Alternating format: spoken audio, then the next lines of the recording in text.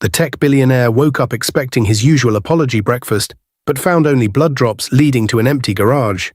His wife of 8 years had vanished without a word, leaving behind her wedding ring and a crimson stain on their marble floor. What he didn't know was that the woman he'd terrorized for years had been planning the perfect revenge, and she was already 3 moves ahead. Have you ever wondered what happens when the hunter becomes the hunted? Have you ever felt trapped in a situation where someone held all the power over you? Have you watched someone get away with terrible things because they had money and influence? This is the story of a man who thought his wealth made him untouchable, and a woman who proved him devastatingly wrong. But which one of them will survive what's coming next? Hit that subscribe button, because this revenge story will leave you questioning everything you think you know about justice. Let me take you back to where this deadly game of chess really began. She served him coffee in a $50,000 kitchen while hiding bruises under designer sleeves, perfecting the smile that had become her prison uniform. The Palo Alto mansion gleamed like a tech magazine cover. Glass, steel, and marble surfaces that reflected everything but never revealed the screams that echoed behind soundproof walls. Keisha Wellington moved through her morning routine with the precision of someone who knew the cost of mistakes. Steam rose from Marcus's imported Colombian beans while she calculated how many steps it took to reach the panic room. 43 from the kitchen island. She'd counted yesterday after he'd slammed her against the refrigerator for buying the wrong brand of cream. "Your coffee, darling." The word tasted like poison, but she delivered it with honey sweetness. Marcus didn't look up from his tablet, already deep in the hostile takeover that would define his week. His jaw clenched as he read, and Keisha's body tensed instinctively. She recognized that expression. Someone was about to pay for his frustration, and she was the only target in reach. "The Henderson deal fell through," he muttered, fingers tightening around his phone. 3 months of work down the drain because some bleeding heart board members got cold feet. Keisha kept her face neutral while her mind raced. The Henderson acquisition was Marcus's baby, a biotech company with promising cancer research. Losing it meant lost billions, wounded pride, and for her, a night of walking on glass. She moved toward the kitchen island, but his hand shot out faster than her reflexes. His grip on her wrist was casual, almost absent-minded, but the pressure made her bones creak. "Where do you think you're going?" His voice carried that deceptive softness that made her stomach drop. "I haven't dismissed you yet. I thought you might want privacy for your calls. I want you exactly where I put you." His thumb pressed into the tender spot where he'd grabbed her 2 nights ago. "You understand that, don't you, baby?" The pet name sounded obscene in his mouth. She nodded, throat tight. His free hand traced the neckline of her silk blouse, fingers lingering over the makeup that concealed fingerprint bruises. "You know what I love about you, Keisha? You learn so quickly. No backtalk, no tears, no dramatic exits, just perfect compliance." He pulled her closer, forcing her to straddle his chair. The position made her skin crawl, but resistance meant escalation, and escalation meant hospital visits she couldn't explain. "Kiss me like you mean it," he commanded, phone still in one hand, while the other controlled her movement. She leaned down and pressed her lips to his, pouring every ounce of hatred into the performance of desire. He responded with the aggressive possessiveness that marked all his intimate moments, taking rather than sharing, claiming rather than loving. When he finally released her, her lips felt bruised and her soul felt smaller. Much better. He returned to his tablet as if nothing happened. "I have a board meeting in 20 minutes. Make sure my grey Armani is ready and call the car service." "Of course." She backed away slowly, not turning until she reached the kitchen doorway. "Oh, and Keisha." His voice stopped her cold. "Cancel lunch with your sister today. I need you available in case this Henderson situation requires additional attention." Her heart sank. She hadn't spoken to Kendra in 3 weeks, and their monthly calls were the only thing keeping her sane. But arguing would cost more than compliance. "I'll call her now." "Good girl." As Marcus left for his meeting, Keisha waited until his Tesla pulled out of the circular drive before moving to their bedroom closet. Behind the shoe rack, past the rows of designer gowns she never chose for herself, sat a small safe he didn't know existed. Inside, a burner phone, USB drives full of security footage, and a photograph that would change everything. She pulled out the photo, Marcus with blood on his knuckles, her unconscious form crumpled on the floor behind him. He'd been so proud of his handiwork that night, so confident in his control, that he'd actually posed for the security camera like some twisted trophy hunter. He had no idea she'd installed additional cameras throughout the house. Cameras that caught everything, every slap, every threat, every moment of violence he thought no one would ever witness. Today she would send this photograph to someone who could use it. Someone who'd been waiting for proof that Marcus Wellington wasn't the humanitarian tech genius the world believed him to be. Her hands shook as she typed the message on her burner phone. 3 words that would start a war. It's time, Kendra. Have you ever had to smile through pain to survive? Tell me in the comments what you'd do in her position. As Marcus left for his board meeting that morning, Keisha opened the hidden safe in their closet. Today, she would take the one photograph that would change everything. The merger deal that would make him billions became the rage that nearly made her a statistic. Marcus stormed through the front door at 11:47 p.m. like a Category 5 hurricane with a $3,000 suit and a $300 million grudge. The Henderson deal hadn't just failed, it had been murdered by his own board members, executives he'd handpicked who suddenly grew spines when it mattered most. Keisha heard his Tesla in the driveway and felt her body prepare for war. She'd spent the evening in the study, researching lawyers and safe houses on her burner phone, but none of that preparation could shield her from what came next. Keisha! His voice shattered the mansion's silence like breaking glass. She appeared at the top of the staircase, hands steady despite the earthquake in her chest. I'm here. Get down here. Now. Each step down felt like a countdown to execution. Marcus paced the foyer like a caged predator, his perfect hair disheveled, his $1,000,000 confidence cracked and bleeding. Do you know what your husband does for a living, baby? His tone was conversational, which made it infinitely more dangerous. I build empires. I turn ideas into gold and gold into power. Today, a group of weak-minded fools decided they knew better than I do about risk management. Keisha remained silent. Speaking would be like throwing gasoline on a wildfire. $300 million. Gone. Because shareholders got nervous about ethical implications and public relations concerns. He laughed bitterly. Ethics don't pay dividends. Ethics don't revolutionize medicine. Ethics are for people who lack the vision to change the world. He moved toward her with predatory grace. But you wouldn't understand that, would you? You've never built anything. Never created anything of value. You're just decorative. The slap came without warning, spinning her head to the side and flooding her mouth with copper. But pain was familiar territory, humiliation was her daily bread. What was new was the coldness settling in her chest, not fear, but calculation. I've given you everything, he continued, circling her like a shark scenting blood. This house, those clothes, a lifestyle most women would kill for. And what do I get in return? A wife who flinches when I touch her, who acts like my affection is some kind of assault. Another blow, this time to her ribs, doubling her over. Stand up straight when I'm talking to you. She straightened, vision swimming, and saw him pulling out his phone. Her heart stopped. You know what I think you need? A reminder of how good you have it here. His fingers moved across the screen with practiced ease. I'm going to call your precious sister Kendra and tell her exactly what kind of woman her twin turned out to be. Maybe I'll send her some photos of your behavioral corrections. Please, the word escaped before she could stop it. Oh, now you want to talk? He grabbed her chin, forcing eye contact. Too late, baby. You had years to show gratitude, years to appreciate what I've built for us. Instead, you've been sulking around here like some victim in a melodrama. He shoved her backward onto the marble floor, her head cracking against the stone with a sound that echoed through the foyer. Stars exploded behind her eyes as he knelt beside her. Here's what's going to happen, he whispered, breath hot against her ear. You're going to learn to appreciate your position in this household.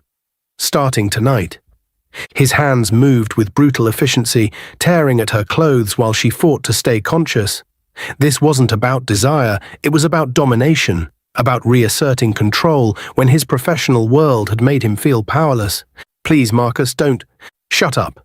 You lost the right to please and don't about $300 million ago. The assault that followed broke something inside her that had nothing to do with bones or bruises. It shattered the last illusion that love could survive where respect had died. That marriage could exist where partnership was just another word for ownership.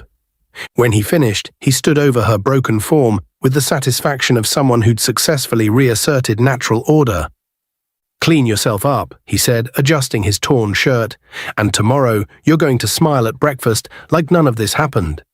Because if you don't, if you even think about running your mouth to anyone about our private business, I'll destroy every person you've ever cared about.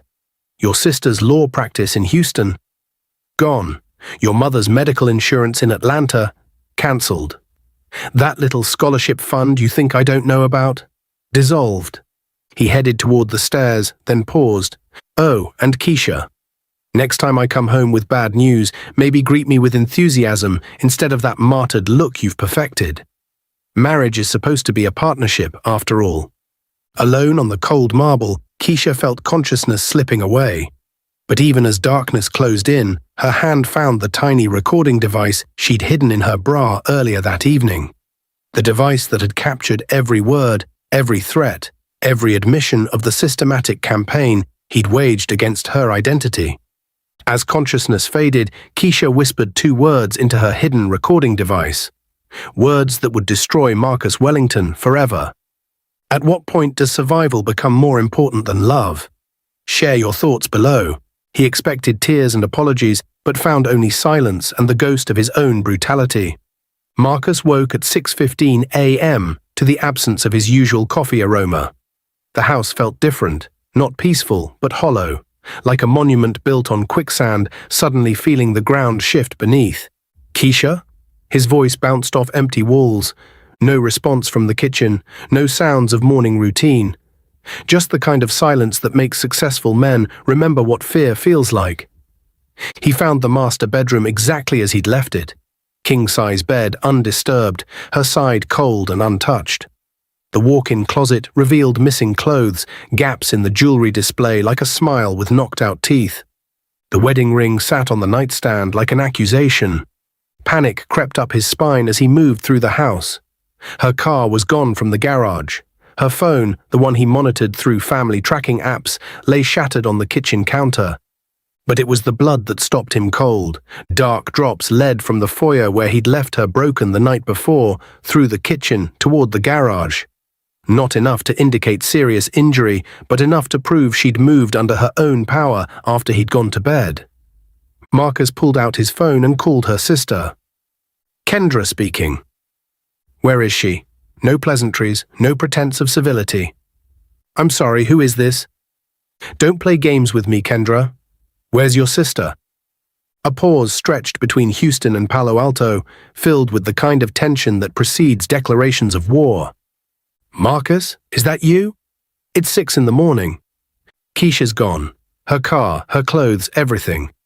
You two are joined at the hip, so I know she called you." "She didn't call me."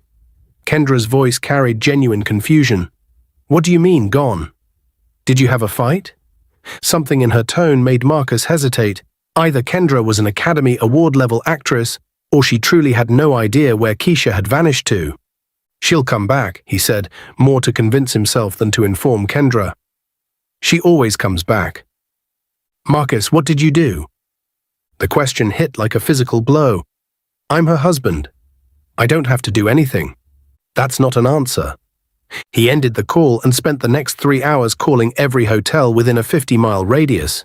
No Keisha Wellington, no credit card activity, no digital footprints for a woman who'd lived entirely within his financial ecosystem for 8 years. By 10 a.m., his panic had crystallized into something sharper. Rage.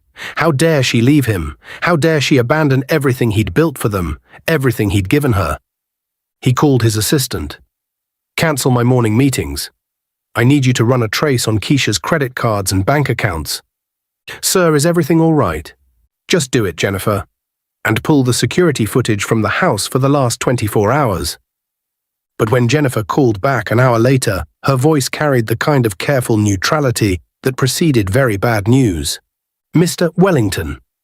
The credit cards have been cancelled. Mrs. Wellington closed her accounts yesterday afternoon.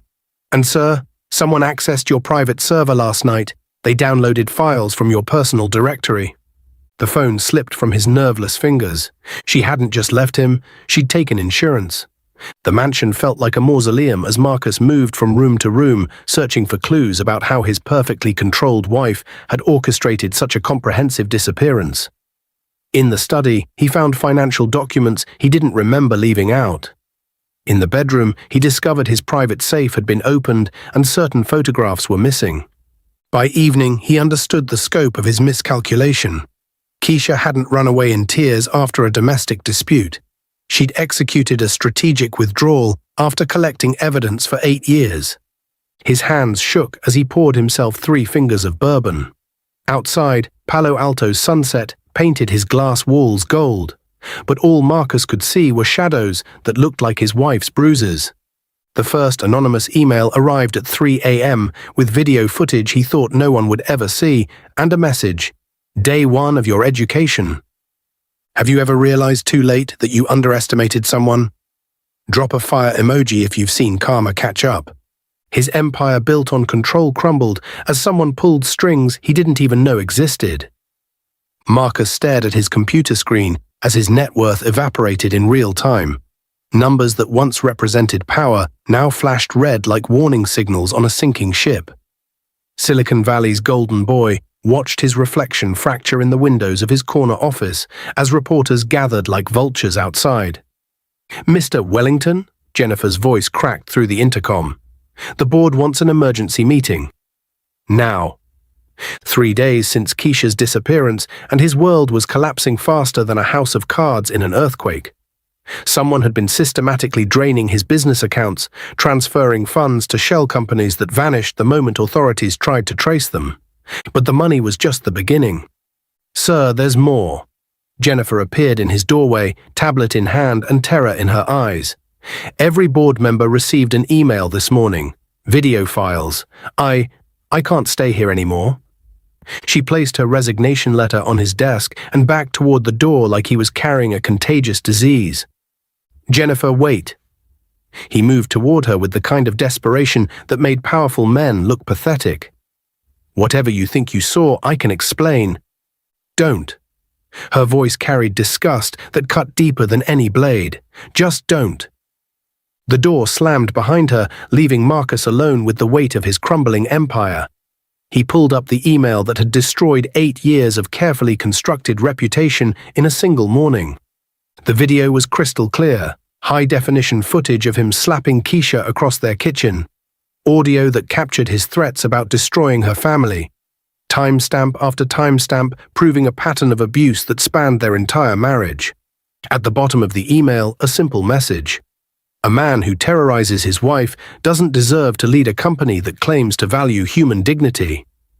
His phone rang. Board members, investors, business partners, all demanding explanations he couldn't give without admitting to crimes he'd convinced himself were just domestic discipline. "Marcus, what the hell is this?" Robert Chen's voice carried the kind of fury reserved for friends who discover they've been harboring monsters. 8 years, Marcus. 8 years I've vouched for your character. "It's complicated, Robert." "Complicated? You beat your wife. There's nothing complicated about being a piece of trash who hits women." The line went dead. By noon, Welltech Industries' stock had plummeted 40%.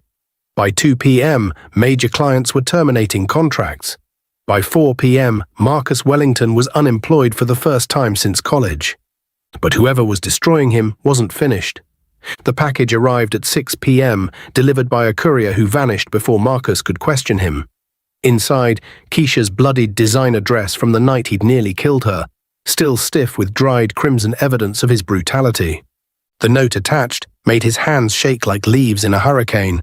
"You wanted to own me. Now you'll pay for every bruise." Marcus dropped the dress like it was made of acid. The fabric hit his marble floor with a sound that echoed through his empty mansion, each thread a testament to the violence he'd inflicted and the justice that was coming for him. His phone buzzed with news alerts. Tech blogs were picking up the story. Social media was exploding with calls for his arrest. Someone had leaked not just the videos, but financial records showing how he'd used company resources to monitor Keisha's every movement, to isolate her from potential support systems. Wellington Tech CEO under investigation for domestic violence and corporate fraud, read the headline on TechCrunch. The man who'd built his empire on controlling every variable had become a variable in someone else's equation, and whoever was pulling the strings was 10 steps ahead of his best counter-moves. As night fell over Palo Alto, Marcus sat in his darkened mansion, surrounded by the ruins of everything he'd built. Outside, protesters had gathered on his street, their chants carrying through bulletproof windows. No more silence, no more violence. His reflection in the black windows looked like a stranger, hollow-eyed, broken, afraid. For the first time in his adult life, Marcus Wellington had no idea what came next. The doorbell rang at midnight. What's more satisfying, instant revenge or watching someone's world slowly crumble? Tell me which you prefer. When Marcus opened the package containing her bloodied designer dress, the note inside made his hands shake. You wanted to own me. Now you'll pay for every bruise. She was everywhere and nowhere, in his bank accounts, his business deals, his nightmares, but never where he could find her. The private investigator's office reeked of coffee and cynicism, manila folders stacked like tombstones for Marcus's dying reputation. Frank Morrison had the kind of weathered face that came from 20 years of exposing people's ugliest secrets. But even he looked uncomfortable as Marcus paced his cramped office like a caged animal. She just vanished, Marcus insisted for the third time. People don't just disappear without a trace. Not in 2023. Not with all the technology we have. Frank lit another cigarette, ignoring the no smoking sign on his own wall. Your wife was smart, Mr. Wellington, smarter than you gave her credit for, apparently. She planned this for months, maybe years. That's impossible. Keisha couldn't organize a grocery list without my help. The investigator's laugh carried no humor. That's what every abusive husband says right before his wife takes him to the cleaners. You want to know what I found? Your wife had a completely separate life you knew nothing about. Frank spread photographs across his desk like tarot cards predicting doom. Images of Keisha meeting with lawyers, visiting women's shelters, attending support group meetings in Oakland. All while Marcus thought she was shopping or getting her nails done. Underground network, Frank continued, smoke curling around his words. Women helping other women disappear when the system fails them. Your wife wasn't just part of it. She was one of their top coordinators. Marcus felt reality shift beneath his feet. You're lying. Bank records don't lie. Phone records don't lie. Security footage from a dozen different locations showing your wife living a double life while you thought you had her under your thumb. The photographs showed a Keisha he didn't recognize. Confident, animated, laughing with other women who shared stories of survival. In every image, she looked more alive than she'd ever appeared in their mansion. She was documenting everything, Frank said, tapping ash into an empty coffee cup. Every bruise, every threat, every time you lost control, built a legal case that would make a prosecutor weep with joy. If she was so prepared, why disappear? Why not just leave? Frank's expression hardened. Because women like your wife know that leaving is the most dangerous time. That's when men like you tend to get really creative with violence. Marcus's obsession with finding her had become perversely intimate, consuming his thoughts with the same intensity he'd once used to control her body.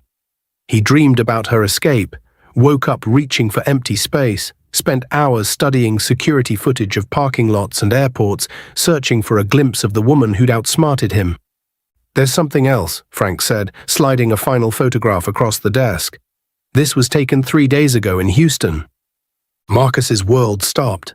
The image showed Keisha alive and laughing in a coffee shop, but she wasn't alone.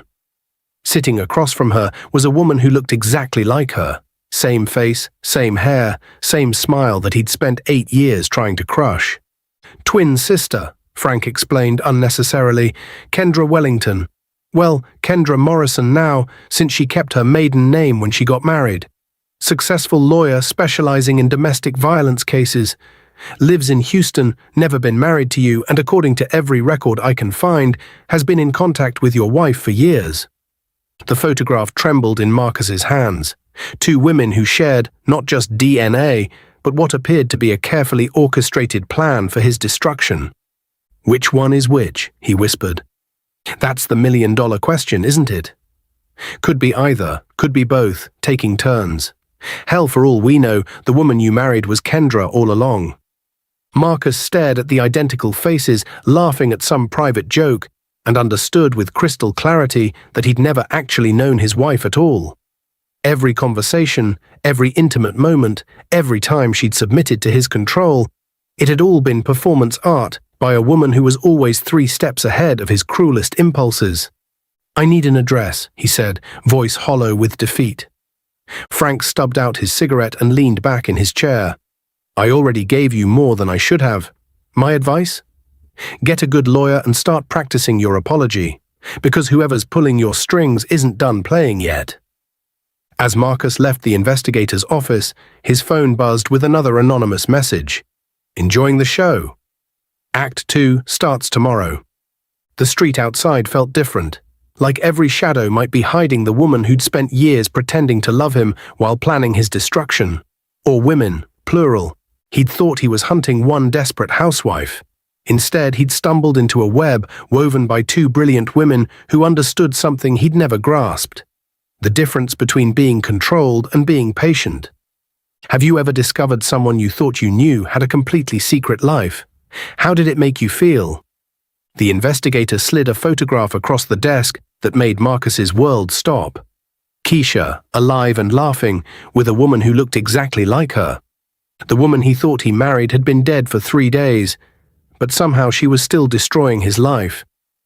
The morgue attendant pulled back the sheet with the practiced indifference of someone who'd performed this ritual 10,000 times before, but Marcus Wellington's reaction was anything but routine. The man who'd built his fortune on reading people, on anticipating every angle, stood frozen as his world flipped inside out. It was Keisha's face on the metal table, her dark skin, her full lips, the small scar above her left eyebrow from a childhood accident.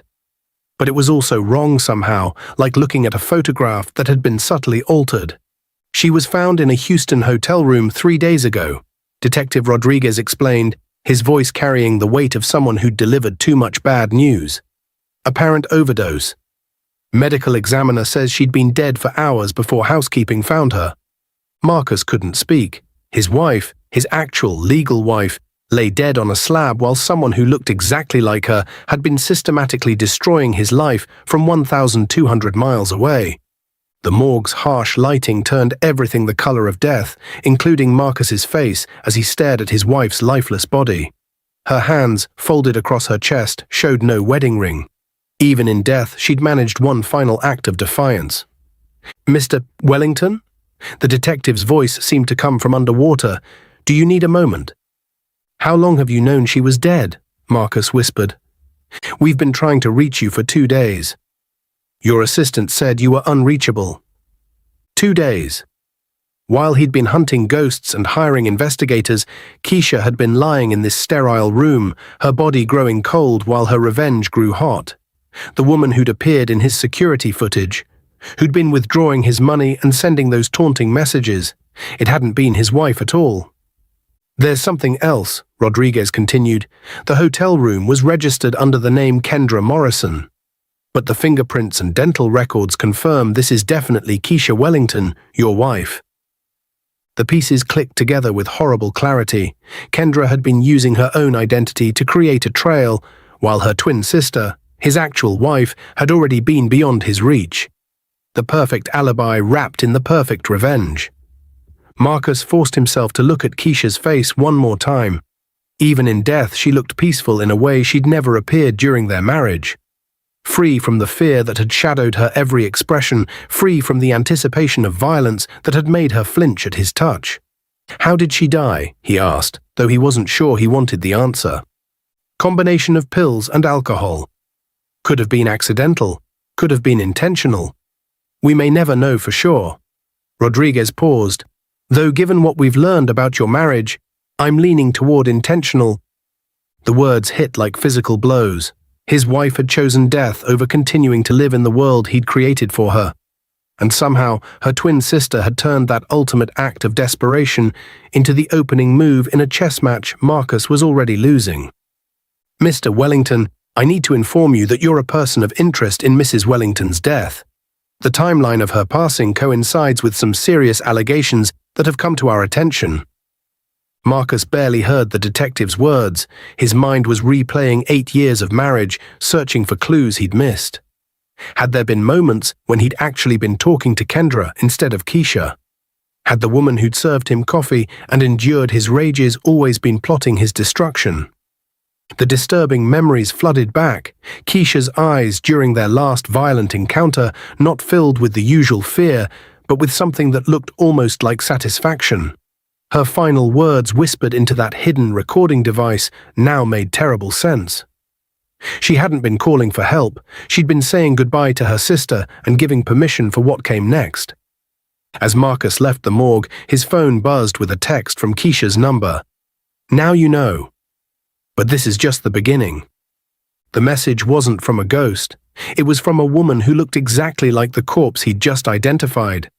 A woman who had every reason to hate him and all the legal training necessary to destroy him completely. Outside, Houston's humidity wrapped around him like a burial shroud. For the first time since Keisha's disappearance, Marcus understood the true scope of what he was facing. This wasn't a runaway wife or even an elaborate divorce scheme. This was a declaration of war by someone who had nothing left to lose and everything to gain by watching him suffer. Could you pretend to be someone else to get justice for them? How far would you go for family? As Marcus left the morgue, his phone buzzed with a text from Keisha's number. "Now you know. But this is just the beginning." Kendra didn't just want justice for her twin, she wanted Marcus to feel every moment of powerlessness Keisha had endured. Houston's skyline glittered through Kendra's law office windows as she orchestrated Marcus's destruction from 1,200 miles away. Each phone call another nail in his coffin. The woman who'd spent her career helping domestic violence survivors had become something far more dangerous. A prosecutor with a personal vendetta and the legal expertise to make it stick. "Morrison and Associates," Kendra speaking. "Is this Keisha?" Marcus's voice cracked through the phone, desperate and hollow. Kendra smiled at her reflection in the window. "No, Marcus. This is the sister whose existence you never bothered to learn about. The one who's been documenting your crimes for 8 years. The silence on the other end stretched like a held breath. "Keisha's dead." The words sounded like he was trying to convince himself. "Yes, she is. And you killed her as surely as if you'd put the pills in her mouth yourself." Kendra's voice carried the precision of someone who'd practiced this conversation in her head 1,000 times. 8 years of psychological torture, Marcus. 8 years of making her believe she was worthless, isolated, trapped. Did you really think that wouldn't have consequences? I never meant. You meant every bruise, every threat, every time you forced yourself on her when she said no. Kendra's tone remained conversational, which made it infinitely more terrifying. But we documented it all, every single moment of your domestic terrorism. She could hear him breathing heavily, probably pacing his empty mansion like a caged animal. The image filled her with the kind of satisfaction that frightened her with its intensity. "What do you want?" he whispered. "I want you to feel helpless. I want you to understand what it's like when someone else controls every aspect of your existence." Kendra turned away from the window and focused on the FBI badge sitting on her desk, Agent Sarah Chen's business card, waiting for her final call. "I want you to know that every door you might run through is already closed. This is extortion. This is justice. And unlike the system that failed my sister, I don't have to prove anything beyond a reasonable doubt. I just have to make sure everyone knows who you really are." The beauty of her plan lay in its simplicity. She didn't need to break any laws to destroy Marcus Wellington. She just needed to expose the ones he'd already broken. 8 years of evidence, carefully collected and strategically deployed, would accomplish what the courts might have failed to do: complete annihilation of his reputation, his fortune, and his freedom. "The FBI will be in touch soon," she continued, savoring each word like fine wine. "Something about conspiracy, charges related to corporate fraud and domestic terrorism. Apparently, using company resources to stalk your wife raises all sorts of federal red flags. You can't prove. I can prove everything, Marcus. Every payment you made to private investigators to follow her, every time you used company phones to threaten her family, every business trip you cancelled just to make sure she couldn't leave the house without your permission.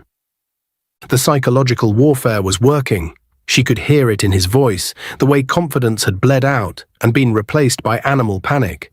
This was how Keisha had felt every day for 8 years, trapped, monitored, controlled by someone who held all the power. But Kendra's plan went deeper than legal consequences. While Marcus scrambled to save his company and avoid prison, she'd been systematically seducing information from his business associates. CEO after CEO had found themselves charmed by the brilliant lawyer from Houston, who seemed so interested in their work, so sympathetic to their challenges with difficult employees.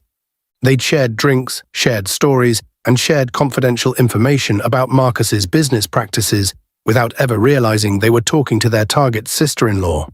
Men like Marcus surrounded themselves with other men like Marcus, and men like that couldn't resist a beautiful woman who seemed impressed by their power. "Here's what's going to happen next," Kendra said, voice dropping to the same intimate tone she'd used to extract secrets from his former colleagues. "Tomorrow morning, every major news outlet will receive a package containing 8 years of evidence documenting your systematic abuse. By noon, every streaming platform will be flooded with the videos you thought no one would ever see." Please, did Keisha's begging ever stop you? The question hung in the air like smoke from a funeral pyre. "By evening, you'll be arrested on federal charges. Within a week, you'll be in jail awaiting trial. And Marcus, prison is full of men who don't appreciate wife-beaters." She could hear him sobbing now, the sound of a predator who'd finally met something higher on the food chain. "Why?" he whispered. "What's the point of destroying me when she's already gone? Because some people deserve to be destroyed. Because Keisha died believing she was powerless, and I need the world to know that she was anything but." Kendra's reflection in the window looked like her sister's, but with something Keisha had never been allowed to show: righteous fury. "And because I want you to spend every day in prison remembering what it feels like to be completely powerless." The call ended with Marcus's broken sobs, and Kendra felt the first peace she'd known since identifying her sister's body in that Houston morgue. Is it more powerful to fight back immediately or to plan the perfect takedown? Share your strategy. When Marcus realized the woman in his security footage wasn't Keisha but her twin, he understood something terrifying. He was playing chess with someone who'd been planning this game for years. Every door he'd used to escape consequences was slamming shut, and the woman holding the keys looked exactly like his victim. The FBI raid turned Marcus's pristine mansion into a crime scene, agents treating his marble floors like evidence of the violence they'd concealed. 27 agents swarmed through his home at 6 a.m., their boots tracking mud across surfaces that had once reflected his success and now revealed only his shame. "Marcus Wellington, you're under arrest for conspiracy to commit fraud, domestic terrorism, and violation of federal stalking statutes." Agent Sarah Chen's voice carried the satisfaction of someone who'd been building this case for months. "You have the right to remain silent." Marcus barely heard the Miranda rights over the sound of his world collapsing. Handcuffs clicked around wrists that had once commanded boardrooms and now trembled with the reality of complete powerlessness. Through his panoramic windows, he could see news vans lining his street like vultures at a feast. The evidence boxes told the story of his destruction. 8 years of recorded phone calls, security footage from every room in his house, financial records showing systematic stalking funded through corporate accounts. Each document represented another year of his wife's silent documentation, another layer of the trap he'd never seen being built around him. "This is harassment," he protested weakly as agents photographed bloodstains on his bedroom carpet. "My wife is dead. This is all circumstantial." "Your wife's twin sister has provided quite a compelling case," Chen replied, not looking up from the evidence inventory. "Amazing how much evidence accumulates when someone documents 8 years of abuse." In his study, agents were boxing up his computers, phones, and tablets. Devices that contained years of searches for "how to monitor your wife" and legal ways to control spouses' movements. Digital breadcrumbs of a man who'd confused ownership with marriage, surveillance with love. The photographs on the walls looked different now, like evidence exhibits rather than memories. Marcus and Keisha at charity galas, her smile tight and practiced while his hand gripped her waist possessively. Images that had once represented their success now revealed the careful performance she'd maintained while building her case against him. "Sir, we found something in the bedroom safe." A younger agent held up a manila envelope Marcus had forgotten existed. Inside, photographs of Keisha's bruises arranged chronologically, medical records from emergency room visits she'd claimed were accidents, and handwritten notes in his own writing detailing behavioral corrections he'd planned to implement. His face went white as he remembered documenting his abuse like a case study, treating his wife's suffering as data points in his personal research project on dominance and control. "Jesus Christ, Marcus," Agent Chen said, studying the photographs. "You kept trophies." The word hit him like a physical blow. He'd convinced himself the documentation was for their protection, evidence that his discipline was measured and appropriate. Now, through the lens of federal investigation, it looked exactly like what it was. The careful record-keeping of a man who treated violence like a business transaction. By noon, his assets were frozen. By 2 p.m., his lawyers had abandoned him. By 4 p.m., he was in a holding cell surrounded by men who'd committed far simpler crimes than systematic psychological warfare. His cellmate was a car thief named Tommy, who looked at Marcus like he was something that had crawled out of a sewer. "What are you in for?" Tommy asked, sizing up this soft, rich man who clearly didn't belong. "Domestic issues." Marcus couldn't bring himself to say the words. Tommy's expression hardened. "You beat your wife?" The question hung in the air like a noose. In Marcus's world, his treatment of Keisha had been justified, necessary, even loving in its attempts to help her become a better person. In this world, he was just another coward who hurt someone smaller and weaker. "It wasn't like that," he protested. Tommy's laugh carried no humor. "It's always like that, rich boy. And in here, we got special rules for men who hurt women." That night, alone in his cell, while Tommy was moved to protective custody for his own safety, Marcus found one last message slipped through the bars. The handwriting was familiar, Keisha's careful cursive, though he now wondered if he'd ever actually seen his wife's real handwriting. "Tomorrow, everyone will know who you really are." Through the small window in his cell, Marcus could see Palo Alto's lights twinkling like stars. Somewhere out there, Kendra was probably watching the news coverage of his arrest, finally seeing justice for her sister's death. He'd thought he was powerful because he could make Keisha cry. Now he understood that real power meant being able to destroy someone completely while never breaking a single law. The woman who looked exactly like his victim had accomplished something no judge or jury could have managed. She'd made him understand exactly how helpless his wife had felt every single day of their marriage. Have you ever watched someone powerful face real consequences? How did it feel? In his empty mansion that night, Marcus found one last message from Keisha. "Tomorrow, everyone will know who you really are." The courtroom where Marcus once sat as a witness in corporate disputes became the stage for his own destruction. The federal courthouse buzzed with reporters and protesters as Marcus walked the gauntlet between cameras that captured his fall from Silicon Valley god to criminal defendant. Orange jumpsuit replaced his tailored suits, handcuffs replaced his Rolex, and the man who'd once commanded respect now inspired only disgust. Judge Patricia Williams presided over the bankruptcy hearing with the kind of stern authority that made grown men remember their childhood fears.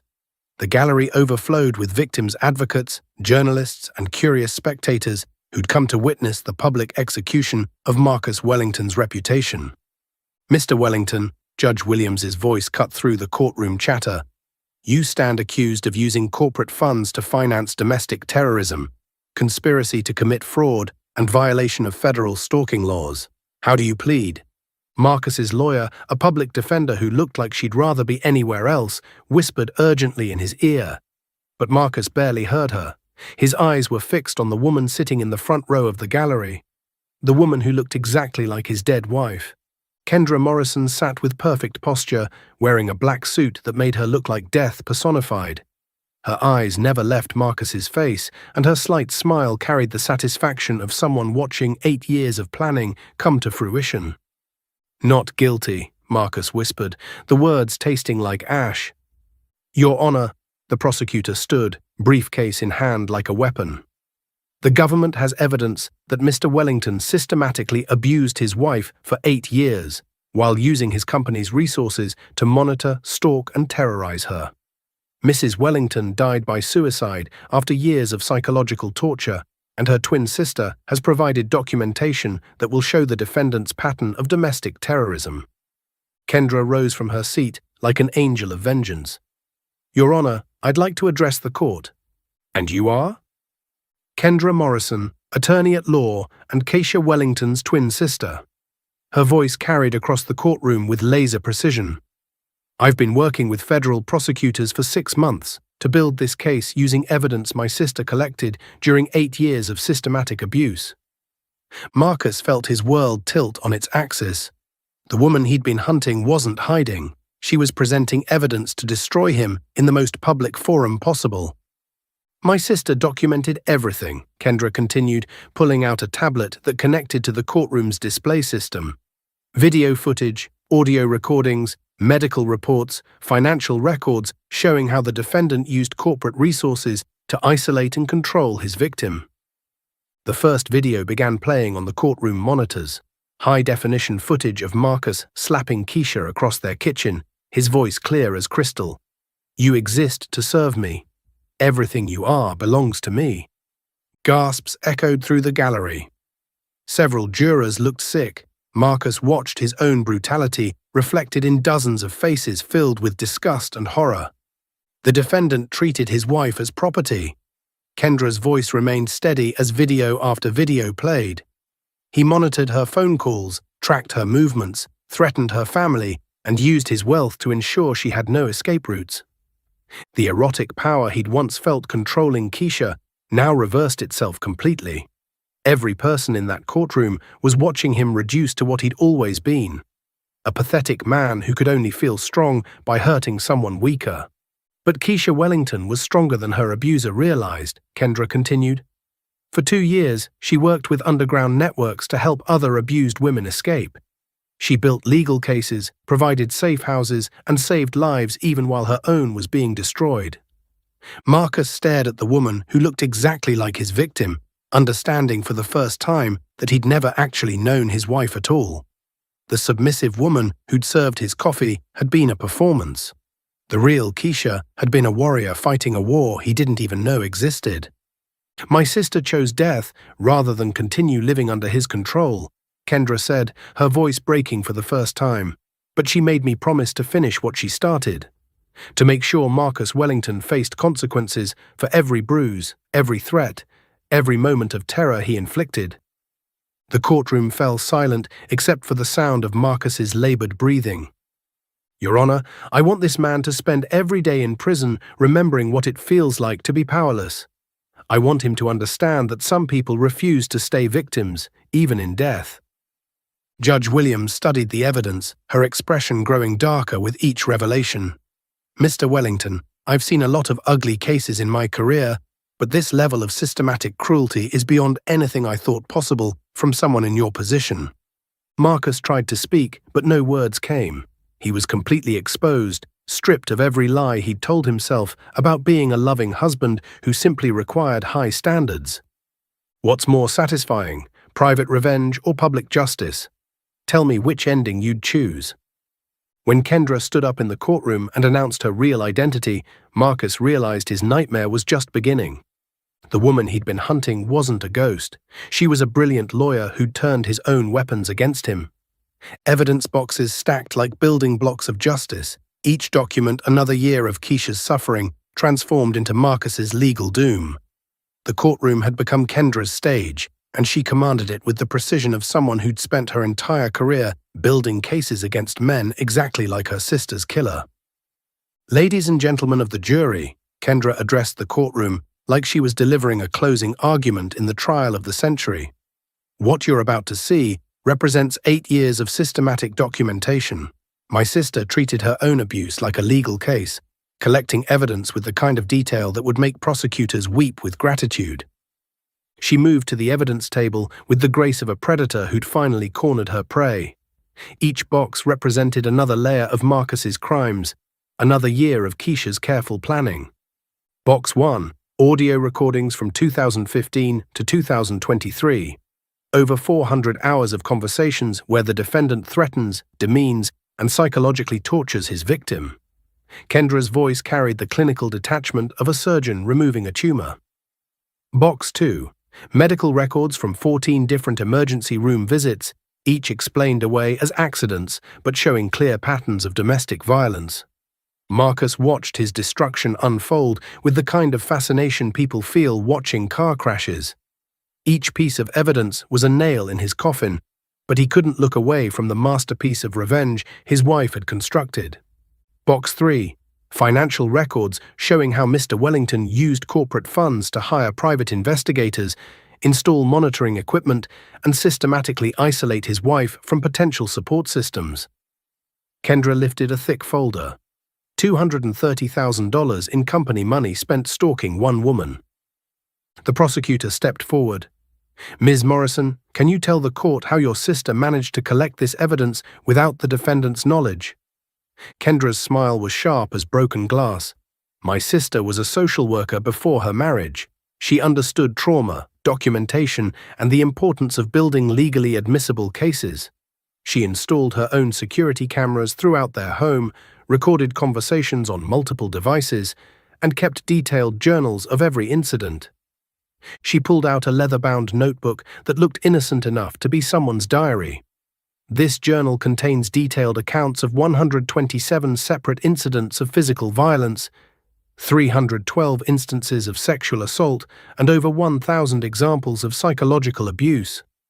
The perverse intimacy of complete exposure filled the courtroom. Every secret Marcus had kept, every private moment of violence, every whispered threat, all of it laid bare for public consumption. But the most damning evidence, Kendra continued, comes from the defendant's own documentation. He kept detailed records of his abuse like he was conducting a research study. She held up Marcus's own handwritten notes, his careful documentation of behavioral modifications and compliance strategies. Seeing his own words displayed like evidence exhibits made his stomach turn. He photographed her injuries. He recorded her begging for mercy.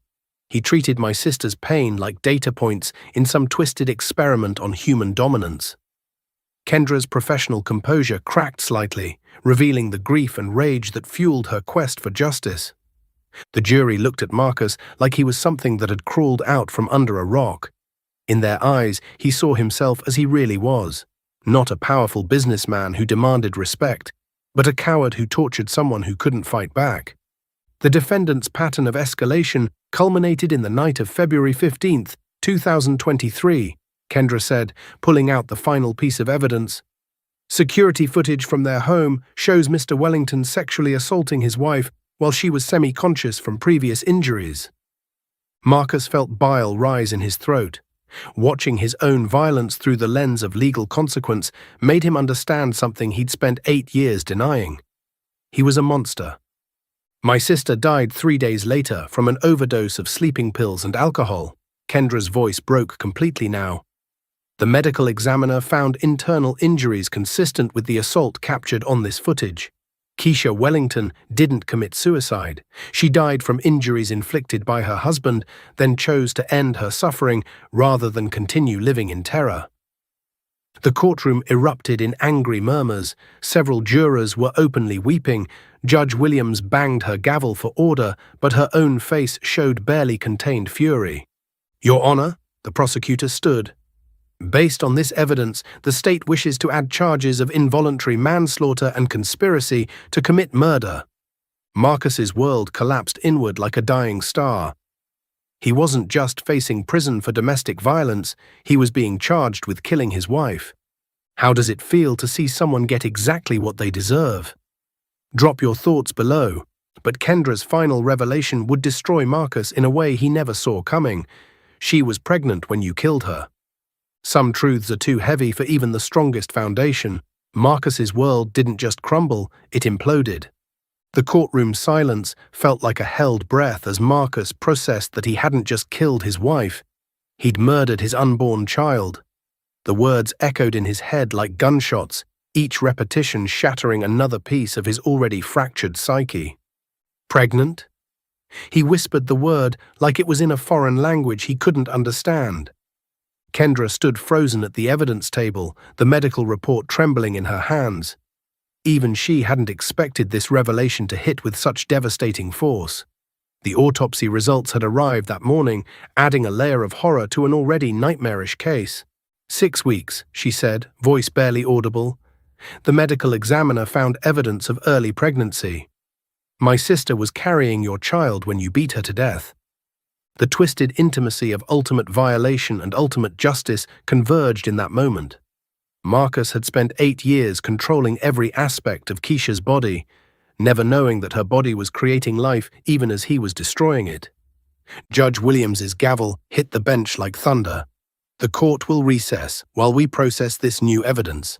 Mr. Wellington, you are remanded to custody pending additional charges of fetal homicide. Marcus couldn't move, couldn't breathe, couldn't process the magnitude of what he'd done. He'd thought he was disciplining a disobedient wife. Instead, he'd been slowly murdering a pregnant woman who was too terrified to tell him about their baby. The bailiffs had to carry him from the courtroom as his legs gave out. Behind him, he could hear Kendra sobbing. Not tears of victory, but the raw grief of someone who'd just learned her sister had died, protecting a secret that could have saved her life. In the holding cell, Marcus stared at his reflection in the metal toilet and saw a killer staring back. Not a businessman who'd made mistakes, not a husband who'd been too demanding, but a man who'd beaten his pregnant wife to death and never even known she was carrying his child.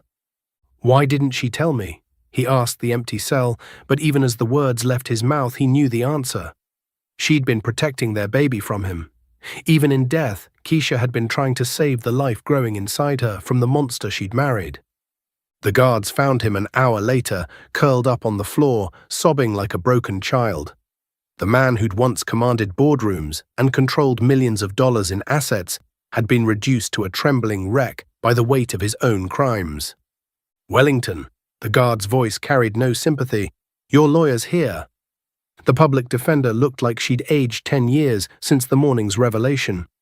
Marcus, we need to talk about a plea bargain. With the pregnancy evidence, you're looking at life without parole. I didn't know, he whispered. I didn't know she was pregnant. It doesn't matter what you knew. What matters is what you did. The lawyer's voice was clinical, professional. The prosecutor is offering 25 to life if you plead guilty to all charges. Marcus laughed, but the sound came out broken and hollow. 25 years for killing my wife and baby. Seems light, doesn't it? Marcus, you need to understand something. In prison, there are hierarchies. Men who hurt women are at the bottom. Men who kill pregnant women. They don't survive long.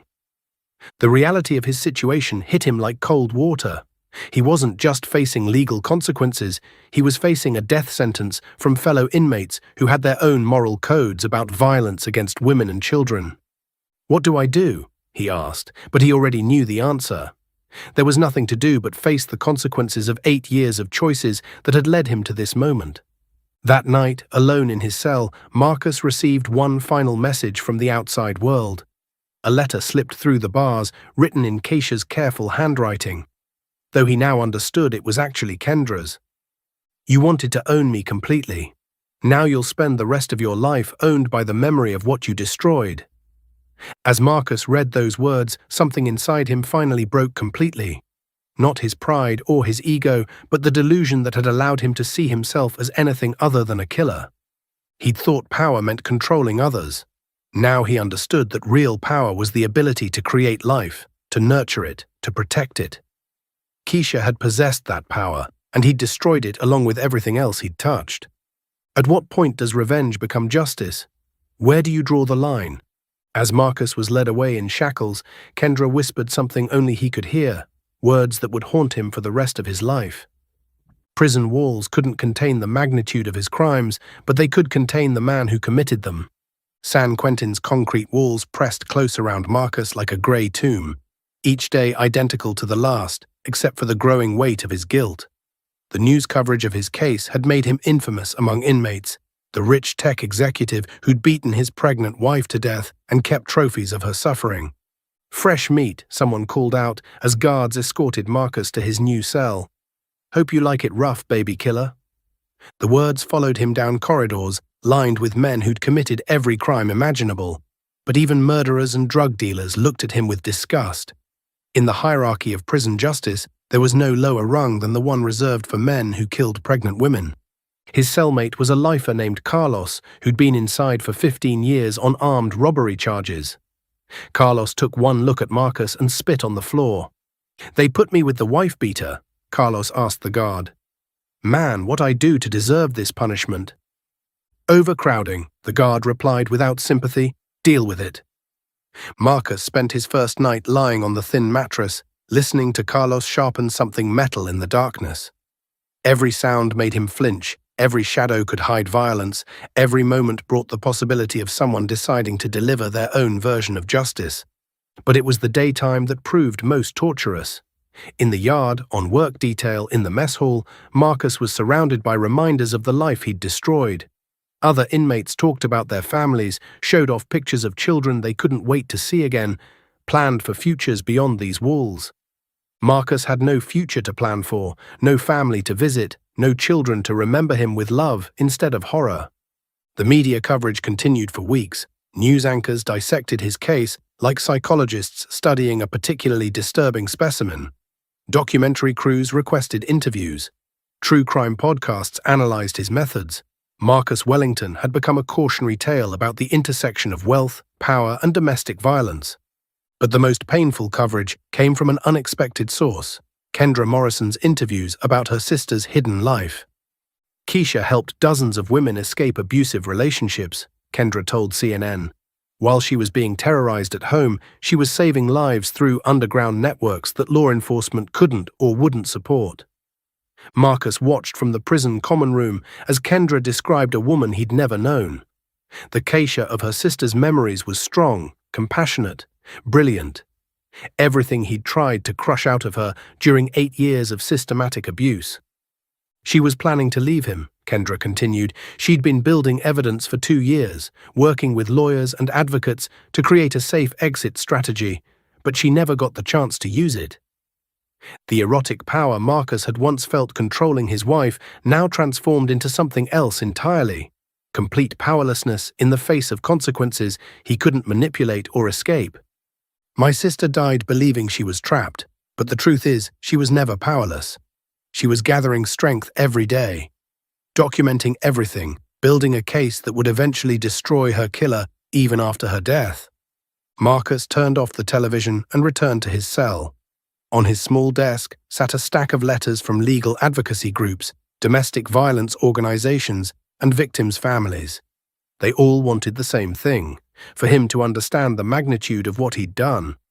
But it was the letter from Kendra that broke him completely. Not a legal document or a victim impact statement, but a personal message that arrived 6 months into his sentence. "Marcus, I've started a foundation in Keisha's name using the assets seized from your estate. The Keisha Wellington Foundation will provide legal support, safe housing, and counseling services for women trying to escape domestic violence. Your wealth, built on controlling and terrorizing my sister, will now be used to free other women from men exactly like you. Some legacies are worth dying for. Hers will save lives long after yours is forgotten. Do you believe people like Marcus can ever truly change, or is justice the only answer?" The letter from Kendra arrived on the anniversary of Keisha's death with an invitation that would test everything Marcus thought he knew about forgiveness. From the ashes of Marcus's empire, Kendra built something her sister would have been proud of: a sanctuary for women who refused to stay broken. The foundation's headquarters gleamed with purpose: glass walls that revealed rather than concealed, meeting rooms where survivors shared strength instead of secrets. The Keisha Wellington Foundation occupied a renovated warehouse in downtown Houston, its open architecture deliberately designed to feel nothing like the suffocating mansion where Keisha had spent her final years. "Every dollar seized from Marcus Wellington's assets goes directly to women escaping abuse," Kendra addressed the crowd gathered for the foundation's grand opening. His fortune, built on fear and control, now funds freedom and healing. The irony wasn't lost on anyone present. Marcus's seized mansion had been sold to fund safe houses. His frozen bank accounts provided legal representation for women who couldn't afford lawyers. His investment portfolio bankrolled counseling services and job training programs. The power of women reclaiming their stories and their bodies from men who tried to break them filled every corner of the building. Survivors spoke at podiums where they'd once been silenced. Children played in areas funded by money that had once financed surveillance equipment to monitor their mothers. Keisha documented her own abuse for 8 years, but she also helped other women document theirs, Kendra continued, gesturing to the wall of photographs showing Foundation success stories. Women who escaped because she gave them the tools to build legal cases. Children who are alive today because she provided their mothers with safe passage out of dangerous situations. In the Foundation's law clinic, attorneys worked pro bono to help women navigate divorce proceedings, custody battles, and restraining orders. The medical clinic provided treatment for injuries without judgment or obligation to report to authorities who might not believe their stories. Most powerfully, the technology center taught women how to gather evidence safely. Hidden cameras, encrypted communication apps, secure cloud storage for documents, all the tools Keisha had used to build her case against Marcus, now available to any woman who needed them. "We don't just provide services," Kendra explained to a visiting journalist. "We provide what my sister never had, a community that believes survivors, supports their choices, and helps them reclaim their power." The Foundation's success stories were featured in national magazines. Women who'd rebuilt their lives after leaving abusive relationships. Children who'd grown up safe because their mothers had access to resources and support. Families who'd survived because someone had invested in their freedom. But Marcus saw none of this success from his prison cell. His television privileges had been revoked after multiple infractions, his mail monitored and restricted. The Foundation that bore his dead wife's name operated in a world he could no longer touch or influence.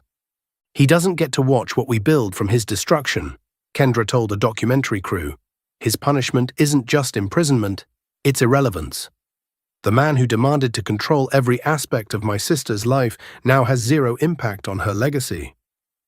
The Foundation's annual fundraising gala drew celebrities, politicians, and business leaders who'd once attended charity events with Marcus and Keisha. But now they came to honor her memory while deliberately forgetting his existence. Keisha Wellington saved lives while losing her own, the keynote speaker announced.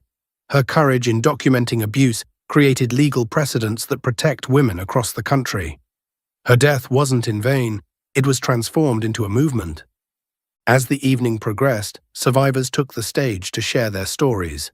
Women who'd escaped because of resources the Foundation provided. Children who were thriving in homes free from violence. Families who'd rebuilt their lives with support and understanding. Each story was a testament to the truth Kendra had spent 2 years fighting to prove. Victims of domestic violence aren't powerless. They're strategists, survivors, and ultimately victors who transform their pain into protection for others. The Foundation's legal clinic had helped secure convictions against 47 abusers in its first year. The Safe House network had provided temporary shelter for over 200 women and children. The job training program had placed 86 women in positions that provided financial independence. "My sister would be amazed by what grew from her suffering," Kendra said as the gala ended. "She spent 8 years believing she was trapped, but actually she was building something that would free thousands of other women." What would you build from the ruins of your enemy's empire? Share your vision of justice. When Marcus saw the Foundation's name on the prison television, he understood Kendra's final lesson. Some legacies are worth dying for. Forgiveness isn't about absolving the guilty. Sometimes it's about freeing the victims from carrying their pain forever. The prison visiting room's harsh lighting couldn't soften the moment when predator and protector sat face to face across bulletproof glass. 3 years had passed since Marcus's conviction, 3 years of Kendra building her sister's legacy, while Marcus rotted in solitary confinement for his own protection. "You look different," Kendra observed, studying the man who'd once commanded fear and now inspired only pity. Marcus had aged decades in 3 years. Grey hair, hollow cheeks, shoulders bent under the weight of conscience he'd never possessed during his marriage. Prison had stripped away every piece of armor he'd used to protect himself from the truth of what he was. "Thank you for coming," his voice barely carried through the intercom system. "I wasn't sure you would." "I wasn't sure either." Kendra's tone remained neutral, professional, but the Foundation's therapist suggested that confronting you might help with my own healing process. They sat in silence for long minutes, the complex intimacy of two people forever connected by violence and justice hanging between them like smoke. He was the man who'd killed her sister. She was the woman who'd destroyed his life in return. Neither could exist without the other's actions. "I dream about her every night," Marcus said finally, "about the baby. I see her face when she realized what I was, what I'd always been." "Don't." Kendra's voice cut sharp as glass. "You don't get to use Keisha's memory to make yourself feel better about being a killer." "I'm not trying to—" He stopped, recognizing the defensive pattern that had defined his entire life. "You're right. I have no right to invoke her name for my own comfort." Something in his tone made Kendra study his face more carefully. This wasn't the arrogant tech executive who'd terrorized her sister.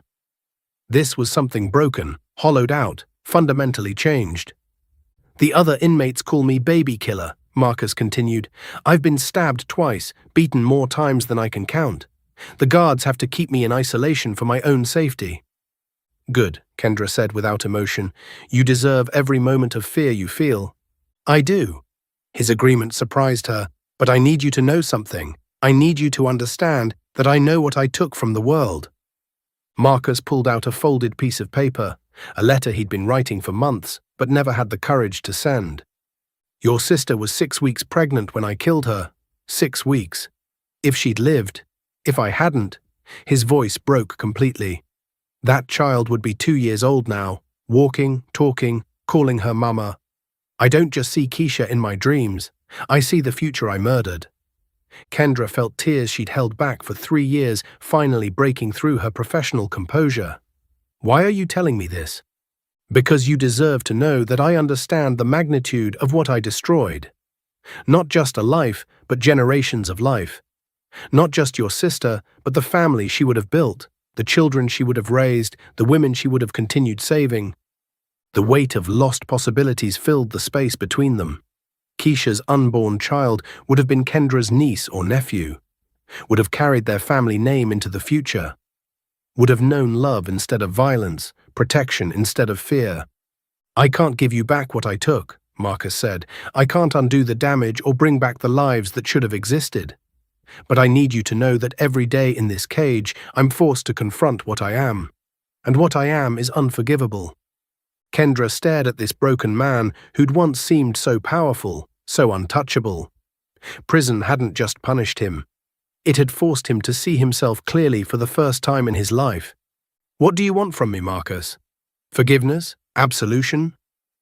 "Nothing." His answer came without hesitation. "I want nothing from you. I called you here to give you something." He slid the letter through the slot in the glass partition. "This is a full confession. Every crime I committed, every moment of abuse, every lie I told myself to justify hurting her. My lawyers don't know I wrote it, and I don't want anything in return." "Why?" "Because the Foundation deserves the complete truth. Because other women need to understand how men like me think, how we justify our crimes, how we manipulate the system to avoid consequences." Marcus looked directly into her eyes for the first time. "And because Keisha deserved better than the lies I told about our marriage." Kendra took the letter with trembling hands. She'd spent 3 years building a foundation on her sister's memory, but this confession would provide something she'd never had: insight into the mind of the monster who destroyed her family. "There's something else," Marcus said quietly, "something I need to ask you, even though I have no right." "What?" "What was her favorite song?" The question broke something inside Kendra that legal victories and Foundation success hadn't touched. For the first time, Marcus had asked about Keisha as a person instead of as a victim. He wanted to know something beautiful about the woman he'd destroyed. "Amazing Grace," she whispered. "She used to sing it when she was scared or sad." Even as a child, when we were afraid of thunderstorms, she'd sing that hymn until we both felt safe. Marcus closed his eyes, and for the first time since his arrest, Kendra saw her sister's killer as a human being who had lost everything too. Not because she forgave him, but because she finally understood that his punishment was complete. Could you ever forgive someone who destroyed someone you loved? What would it take? Marcus's final question changed everything. What was her favorite song? For the first time, Kendra saw her sister's killer as a human being who had lost everything too. Justice doesn't always look like punishment. Sometimes it looks like making sure the story ends with hope instead of hatred. The Foundation's annual gala sparkled with possibility as survivors shared stages with celebrities, their voices carrying further than their pain ever had. 5 years after Keisha's death, the organization built from her suffering had become a national model for supporting domestic violence survivors. We gather tonight not to mourn what was lost, but to celebrate what has been built from that loss. Kendra addressed the crowd from the same podium where Marcus had once delivered keynote speeches about innovation and disruption. Now she used his former stage to discuss real innovation, systems that protected women instead of betraying them. The evening's honorees included a federal judge who'd streamlined protective order processes, a tech executive who'd developed encrypted communication apps for abuse victims, and a teenager who'd started a support group for children who'd witnessed domestic violence. Keisha Wellington never lived to see her foundation, but she lives in every woman who finds safety here, every child who grows up free from violence, every survivor who transforms their pain into power. Kendra's voice carried across the ballroom with the authority of someone who'd turned grief into purpose. In the 5 years since Marcus's conviction, the foundation had expanded to 12 states. Safe houses bearing Keisha's name provided temporary shelter for over 2,000 women and children. Legal clinics had secured convictions against 347 abusers. The job training programs had placed more than 800 women in positions that provided financial independence. But perhaps most importantly, the foundation had changed how society understood domestic violence. Keisha's story, documented in books, documentaries, and academic studies, had shifted public conversation from questioning victims to examining systems that enabled abusers. My sister spent 8 years documenting her own abuse, but she also created a blueprint for other women to follow, Kendra continued. Her evidence-gathering techniques are now taught in law schools. Her documentation methods are standard practice in women's shelters. Her legal strategies have been adopted by prosecutors nationwide. The Foundation's Technology Center had become a hub for developing tools that helped women gather evidence safely. Apps that looked like games but secretly recorded conversations. Jewelry that contained GPS tracking devices. Cloud storage systems that preserved evidence even if abusers destroyed phones or computers. We don't just react to domestic violence, we prevent it, Kendra explained to the audience. Early intervention programs in high schools teach young people to recognize unhealthy relationship patterns. Workplace training helps colleagues identify signs that someone is being abused. Community education programs help neighbors understand how to support victims without putting them in greater danger. As the evening progressed, Marcus remained locked in his prison cell, unaware of the celebration happening in his former world.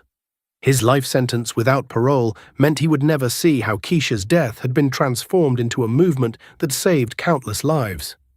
Some people ask if I've forgiven my sister's killer, Kendra said during the gala's final speech. Forgiveness isn't about him, it's about me choosing not to carry hatred that would poison the work we're doing. Marcus Wellington is irrelevant to Keisha's legacy. He's a footnote in a story about triumph over evil. The gala's final presentation honored the Foundation's most significant achievement, legislation named after Keisha that required law enforcement agencies to develop specialized protocols for domestic violence cases. The Keisha Wellington Act had been adopted by 37 states and was pending in Congress as federal law. As guests mingled during the reception, survivors shared stories of rebuilding their lives with Foundation support. Children who'd grown up in safe houses were now college graduates, young professionals, parents raising their own children in homes free from violence. Your sister saved my life, a young woman told Kendra during the reception, not directly, but but through the tools your foundation provided. I was able to document my ex-husband's abuse and get sole custody of my daughter. She's 6 now, and she's never seen violence between adults who are supposed to love each other. Similar conversations happened throughout the evening. Women who'd escaped because of legal representation the foundation provided. Families who'd survived because of safe housing. Children who'd grown up knowing that love doesn't hurt. Near the evening's end, Kendra found herself in the foundation's memorial room, surrounded by photographs of Keisha at various stages of her life. Not the crime scene photos or evidence exhibits that had dominated her sister's public image, but pictures of a vibrant woman who'd loved music, helped others, and dreamed of a better world. The memorial room also displayed letters from Marcus, not to Kendra or the foundation, but to other inmates who'd asked him about domestic violence. His brutal honesty about the psychology of abuse had become an unexpected resource for understanding how abusers think and operate. He writes to men who are serving time for similar crimes, the foundation's director explained to visiting researchers. His letters don't excuse their behavior, but they help counselors understand the thought patterns that lead to abuse. It's not rehabilitation, it's education for people who work with abusers. Marcus's confession letters had been compiled into a training manual used by law enforcement agencies, social workers, and domestic violence advocates. His detailed descriptions of manipulation tactics, control strategies, and escalation patterns helped professionals identify abuse earlier and intervene more effectively. Even his punishment serves Keisha's mission, Kendra reflected, looking at her sister's photograph.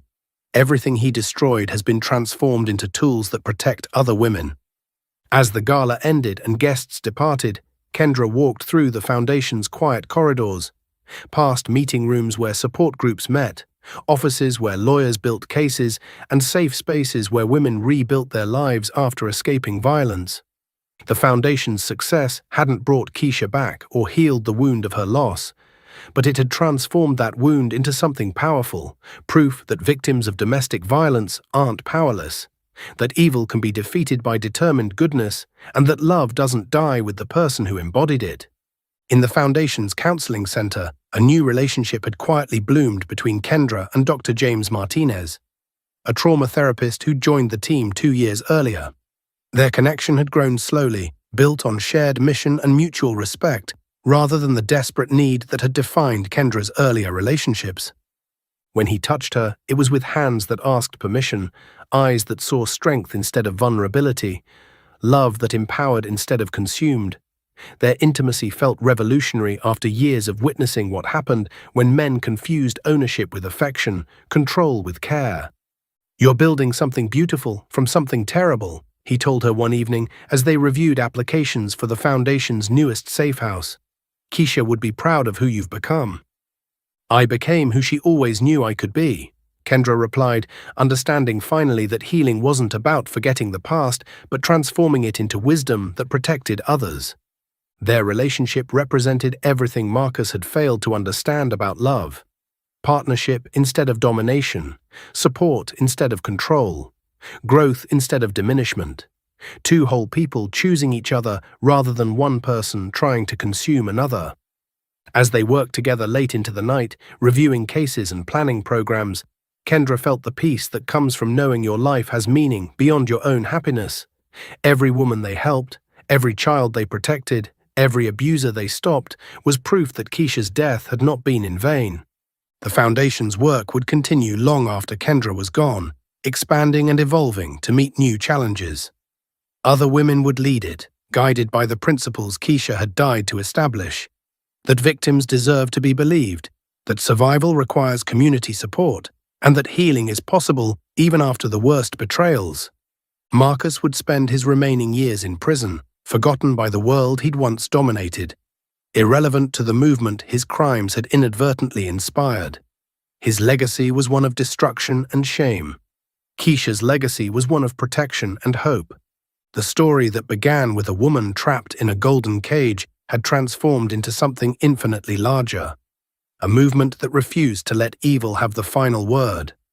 So what would you do? Choose revenge or choose healing? Would you build something beautiful from something broken?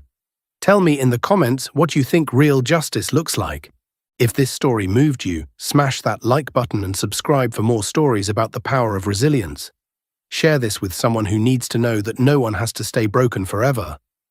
And remember, the best revenge isn't destroying your enemy's life, it's building something so beautiful with yours that their darkness can never touch it again. The emerald-clad woman stepped from the limousine and a gasp echoed across the manicured lawns of the Charleston mansion.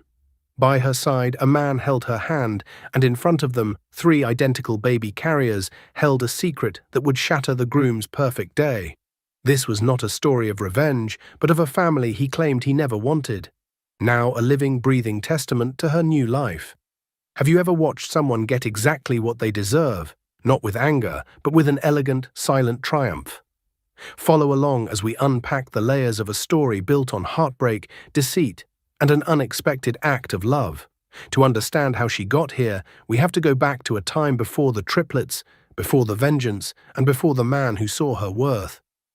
He was already walking away, and she was still holding the ring. The Hamptons estate, a vast monument of wealth and ambition, had once been their home. Now it felt like a gilded cage, a prison of shattered promises. The argument had been building for weeks, quiet digs turning into a war of words, until it erupted by the infinity pool. The water's surface, a cold, endless mirror, reflected the two of them. Him, a man who saw his life as an ever-expanding empire, and her, a woman who only wanted a place to belong. Richard, the master of charming manipulation, had dropped the act. The smile was gone, replaced by a ruthless smirk. "Motherhood is for women with a simpler purpose, Maya," he had said, his voice a cold blade. "You're too old now. And your little dreams." Insignificant compared to my legacy, the words weren't just spoken, they were thrown like stones, each one hitting a different part of her heart. A sharp flashback cut through her pain. A year ago she stood on this very spot, in his arms, his touch a warm comfort. The memory of his hands on her waist, the whisper of forever against her skin, was a phantom limb she couldn't amputate. It was a painful reminder of the love she had believed was real.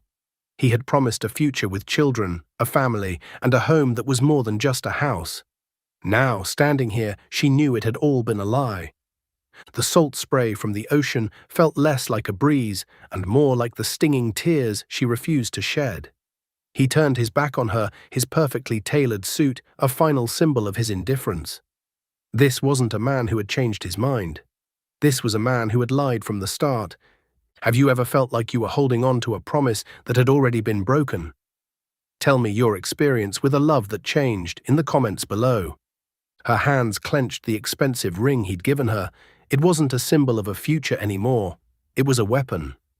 She just didn't know yet how she would use it. She relocated to Atlanta to start anew, not realizing she was walking straight into a trap designed by the only man who knew how to destroy her. Atlanta had felt like a fresh start, a clean slate. Maya poured every ounce of her energy into rebuilding her interior design business, finding solace in the careful lines of a blueprint, the texture of a new fabric. Her office, a bright, sun-drenched space, was her sanctuary, a city of potential stretched outside her window, a constant reminder that she could still build something real on her own. But Richard was a ghost in her new life, an unseen force that kept undermining her efforts. The rejection emails began to pile up, each one a polite corporate way of saying no. The sunlight streaming into her studio seemed to mock her as she read the words that killed another contract. "We've been advised against working with you." Her heart would pound every time a phone call came from an unknown number. A visceral memory of Richard's voice on the phone, once a warm reassurance, now a cold, mocking dismissal, made her blood run cold. His laugh on the other end of the line, a sound that used to make her skin warm, now made her blood run cold. He didn't have to do anything directly, he just had to whisper a few words into the right ears, a few lies about her lack of professionalism, her past. He was using their history, their intimacy, as a tool to hurt her. The final insult arrived in the mail, a thick, cream-colored envelope addressed to her. The wedding invitation. It wasn't a peace offering, but a declaration of war. He wanted her to witness his victory, to see his new, younger bride, to feel the weight of her own failure. How do you fight back against a ghost from your past that is still trying to control you? How do you stand up for yourself when no one else is in your corner? Share your thoughts below. She stared at the pristine card, and a new, dangerous resolve settled in her heart. He thought he could break her. She was about to show him what happens when a woman rebuilds herself with something stronger than his empire. He wanted to parade his new life, his new bride, his new everything. She decided to give him a show he'd never forget. The snide message from Richard's sister was the final push. "He can't wait for you to see how he's moved on." The words were meant to be a final, demoralizing blow. Instead, they were a match dropped into a pool of gasoline. Maya sat at her laptop late that night, the screen casting a cool glow over her face. She wasn't looking for a business opportunity or a new client. Her search history held the secrets of her quiet desperation. Fake husband for hire. Rent a family. She was ready to play his game. Then a different kind of query. Something less transactional, more honest. The search bar, a digital confessional, held the secrets of her quiet desperation. Until one night, a different kind of profile appeared, one that offered more than a solution. It offered a connection. The profile picture was of a man with kind eyes. He was a stranger, yet something in his gaze felt like coming home. She found herself imagining what it would feel like to have his hand on her back, his arm around her. The fantasy felt more real than her actual life had in years. The thought of a stranger, an actor, playing a part so close to her heart made the line between fiction and reality feel thin, delicate. This wasn't just about making Richard jealous. It was about creating a new narrative for herself, a lie that felt more true than the truth. It was a risk, a leap of faith into a deep unknown. Have you ever faked it until you made it? What's the biggest risk you've taken to get what you want or to reclaim your dignity? Share your story in the comments. She sent the email, fingers hovering over the send button for a moment before she let it fly. "I need a husband and a family for one night," she wrote. She had no idea that on the other side of that screen, a man was reading the words that would change both their lives, not as a business transaction, but as a desperate plea he couldn't ignore. And he was about to make her an offer she never saw coming. She had a list of demands, a script in her head, and a wall around her heart. He had one simple question that changed everything. The coffee shop was upscale and quiet, a place where people spoke in hushed tones, as if discussing important, delicate things. The clinking of porcelain and the quiet hum of conversation were the soundtrack to her carefully planned performance. Maya sat across from the man from the profile, Michael. He was even more handsome in person, with a gaze that was steady and kind, not like a man assessing a business deal, but a man looking for the person behind the pretense. The scent of roasted coffee beans filled the air, a warm contrast to the clinical coldness of their conversation. She laid out her rules, her demands, the entire script of the show she wanted to put on for Richard. "This is a performance," she said, her voice firm. "It's a business transaction." Nothing more. He listened, his expression unreadable, a small smile playing on his lips. When she finished, he didn't counter her points or negotiate a price. He simply leaned forward, his gaze steady and kind, and asked, "What did he do to you?" The question was a hammer striking glass, and her wall shattered. It was more intimate than any physical contact. It was a question that asked for access to a part of her she'd kept locked away. And she found herself wanting to answer. He didn't need to touch her to make her feel seen. His simple question was a recognition of her pain, and it disarmed her completely. When has someone asked you the one question you didn't know you needed to hear? That one question that made you feel truly seen? Share it in the comments below. As they shook hands on their agreement, he didn't just let go. He held her hand for a moment longer than necessary. "The rules are a good start," he said, a ghost of a smile on his lips. "But the most interesting part of the story is what happens when you decide to break them." He walked away, leaving her with a racing heart and a new set of questions. She thought she was rehearsing a lie. What she didn't know was that he was showing her what the truth could feel like. Their first rehearsal was in a bustling city park. Maya felt stiff, awkward, like an actor with a bad script. The sun was a warm weight on her shoulders, and the sound of children playing was a gentle melody.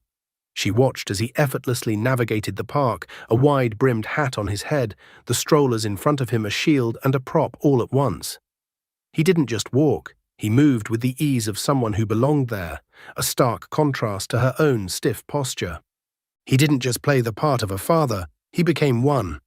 He cooed at the babies, adjusted their blankets, and spoke to them in a soft, low voice.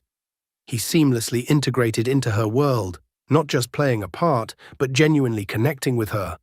When he leaned in to whisper a direction in her ear, his breath was a warm promise against her skin. The proximity, the careful, practiced touches, felt less like a performance and more like a stolen moment. She began to relax, to find a rhythm with him, a flow that felt surprisingly easy. What does it mean when a lie feels more comfortable than the truth? When someone you just met sees you more clearly than someone who's known you for years? Tell me your thoughts below. As they drove back, a new kind of silence settled in the car. It wasn't awkward, it was charged. He pulled over to a quiet street, and a simple question hung in the air. Why triplets? He had seen past the ruse, the spectacle, and straight to the heart of her pain. Her answer was a secret she never planned to share with a stranger. He said I was too old, she whispered, and for the first time the lie felt real. She had built a life on a foundation of vengeance. He offered her something different, a foundation of hope. The city lights stretched out before them like a blanket of scattered stars, each one a promise of a life being lived. But in the quiet darkness of the car, their own lives were a universe, small and infinitely complex. Maya sat in silence, the truth she had so casually dropped hanging heavy in the air. Her deepest vulnerability, the one she had tried to bury, was now exposed to a stranger. Michael didn't flinch. He just listened. He saw the years of emotional abuse, the cruel words that had haunted her. He told me I was too old, she whispered again, her voice shaking. The words came out, raw and painful, a memory that had left a scar. He said my dreams of a family were just a joke. Michael shifted, and in the small, quiet, intimate bubble of the car, he revealed his own past, a story he had kept hidden from the world. He spoke of his own quiet desire for a family, his own private heartbreak. The triplets were a secret he was keeping, a promise he had made. The walls crumbled completely. They were no longer a business arrangement, but two people with a shared, unspoken longing. Michael's character deepened. He was not just kind, he was deeply empathetic. He didn't ask for permission. He simply leaned in, his gaze searching hers, and then his lips were on hers, a gentle, tender pressure that felt like an unspoken promise. It wasn't about desire, it was about seeing and being seen, a silent acknowledgement that they were two broken pieces that fit together in a way neither of them had anticipated. When has someone's vulnerability made you feel brave enough to share your own? What does it mean when a connection transcends words and feelings become a shared language? Tell me below if you felt that. After a long moment, he pulled away, and the silence in the car was heavier than before, but with a new weight. The weight of possibility. He reached for a small satchel on the back seat, unzipped it, and pulled out a stack of documents. We can call off the wedding plan, he said, his voice soft, but I can't call off this. The triplets are real. They're my children, and I'm looking for a home for them, a real one, with a mother who'd love them. He placed the adoption papers in her hands, and her world, the one she'd so carefully constructed, shattered completely. She came to him for a lie to save her pride. He offered her a truth that would heal her heart. The dimly lit street where they were parked felt like a liminal space between her old life and her potential new one. The city lights blurred into a long, shimmering smear of gold and red, reflecting the chaos of her thoughts. The adoption papers on her lap felt heavier than any weapon she had ever imagined wielding against Richard. This wasn't a fake family. This was a real one. Michael, a man she had met for a transaction, was now a single father, a protector, and a man seeking a partner. He wasn't just a solution. He was a man with a heart as broken and as open as her own. The wedding plan was now an opportunity for Maya to find a purpose far beyond revenge. A new kind of contract was proposed, not for a performance, but for a family. Maya was deeply conflicted. The desire for a family she'd given up on clashed with her fear of vulnerability and the enormity of the responsibility. Michael's character shows his depth and genuine nature. He isn't just a solution. He is a man seeking a partner. He simply held her hand, his thumb stroking her knuckles in a silent, comforting rhythm. It was a simple touch, but it spoke volumes, promising support without demanding anything in return. When has an opportunity presented itself that was completely different from what you were looking for, but was exactly what you needed? Tell me in the comments below. She looked from the adoption papers to his face, her heart a drum against her ribs. "I can't pretend to be their mother for a night," she whispered, her voice shaking. "I can be their mother for life." Michael's face, which had been so guarded, broke into a relieved, hopeful smile. Little did they know, this new bargain would have an unforeseen consequence that would put a target on their backs. Their relationship was no longer a performance. It was real. But real love is a target, and Richard was a sniper. Maya and Michael's connection grew stronger, a bond built on shared hopes and honest confessions. They spent their days in secluded parks with the triplets, their little family a quiet sanctuary away from the world. A sudden, unseasonal chill swept through the park, rustling the leaves and raising goosebumps on Maya's arms. The feeling was familiar, a quiet dread she had only ever associated with one person. Richard was a ghost in their new life, a constant, unseen threat. He had discovered that Maya had a new partner and children. His attempts to sabotage their new life became more personal and dangerous. He wanted to expose them, but for a reason far deeper than simple jealousy. He began to dig into Michael's past, a flash of protective instinct. Michael's hand on her back, guiding her away from the playground, a silent shield against the world. His hand on the small of her back was no longer a prop. It was a promise. He leaned in and whispered in her ear, "I've got you." And the simple words sent a shiver through her that had nothing to do with the cold. What do you do when the past tries to sabotage your future? How do you protect a love that is still fragile from an outside threat? Share your experience in the comments. An email arrived from a source she didn't know, a link to an old news article. The headline was innocuous enough. Prominent Austin Tech CEO's scandalous past. She clicked on the link, and as the image loaded, her blood ran cold. The man in the picture was not Richard. It was Michael. The man she was falling for had a secret. The triplets she was falling in love with were the key to that secret. Maya stared at the picture, her heart a drum against her ribs. The man she was falling for had a secret. She felt a familiar knot of fear and betrayal tighten in her stomach. She confronted him that night, the moon casting long shadows in their shared apartment, making the space feel both familiar and foreign. The moonlight sliced through the blinds, painting stripes of silver across the floor. The quietness of the apartment was a fragile thing, about to be shattered by a truth they had both been hiding from the world. He didn't deny it. He revealed the true, full story of his past, and the real reason he was looking for a mother for his children. The triplets were not his. They were the children of a friend. His best friend had been a prominent Austin Tech CEO who had been framed by his business partner and sent to prison. Michael had promised his friend he would raise the children as his own. He pulled her into his arms, not with passion, but with a desperate need for comfort. "I'm not a hero," he confessed, his voice breaking. "I'm just a man who made a promise to a friend." She kissed him then, not just with her lips, but with a quiet acceptance that spoke volumes. It was a kiss that said, "Your secrets don't scare me. Your heart is what I want." Can you truly love someone without knowing their entire past? Does trust come from knowing everything, or from accepting that you don't? Comment with your thoughts. He told her the last crucial piece of the story, and the pieces finally clicked into place. The reason he had lost his company, the reason he had the triplets, and the reason Richard was now hunting him. "Richard was the one who framed him," Michael whispered. "He's the reason my friend went to prison, and he's the reason I have the girls. And he won't stop until he gets them too." They had a secret. Richard had a weakness. The wedding was no longer a performance. It was a battlefield. The wedding was no longer about revenge. It was about justice. The triplets were not just a prop, but a living representation of the truth Richard had tried to bury. Maya and Michael now had a plan, one that would dismantle Richard's empire and protect their new family.